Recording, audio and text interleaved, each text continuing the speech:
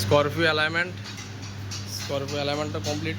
Scorpio S11 এটা উদয়পুরের একটা গাড়ি, কাস্টমারের অনেক দূরের, কাজটা আমার এনতি করা। এইটা আজকে অ্যালাইনমেন্ট করলাম, নতুন টায়ার লাগালাম, একটা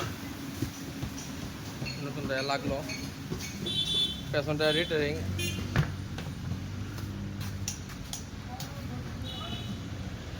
এটা অ্যালাইনমেন্টটা মোটামুটি অনেক আওয়াটা ছিল, এটা মিলানো হয়েছে, অনেক সময় লেগে গেছে।